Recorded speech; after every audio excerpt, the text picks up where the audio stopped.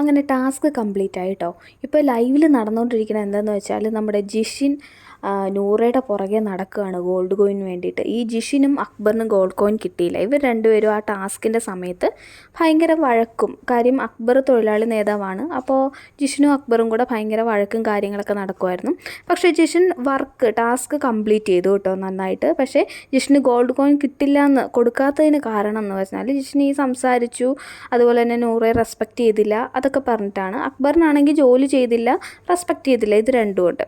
അപ്പോൾ അങ്ങനെ പറയുമ്പോഴത്തേന് ജിഷിൻ സമ്മതിച്ചില്ല. ഞാൻ എൻ്റെ ജോലി ആത്മാർത്ഥമായിട്ടാണ് ചെയ്തത്, ഞാനത് കംപ്ലീറ്റ് ആയിട്ട് ചെയ്തു, ഞങ്ങൾ നല്ല പെർഫോം ചെയ്ത ആൾക്കാരല്ലേ, പെർഫോം ചെയ്യാത്തവർക്കൊക്കെ കൊടുത്തു, അങ്ങനെ വരെ ആക്കി കേട്ടോ. അവസാനം അയാൾ നല്ലപോലെ പെർഫോം ചെയ്തു, സമ്മതിച്ചു, പക്ഷേ വഴക്കിട്ടു, റെസ്പെക്റ്റ് ചെയ്തില്ല. അതൊരു കാര്യം തന്നെയാണ്. നൂറ പക്ഷേ അതിൽ ഉറച്ചു നിന്നു. പക്ഷേ ടാസ്കിന് ശേഷവും ജിഷിൻ നൂറയുടെ പിന്നാലെ നടന്നു. ഒരു മണിക്കൂറെങ്കിലും ജിഷിൻ ഇത് തന്നെ പറഞ്ഞിട്ട് നൂറയുടെ പിന്നാലെ നടന്നിട്ടുണ്ട്.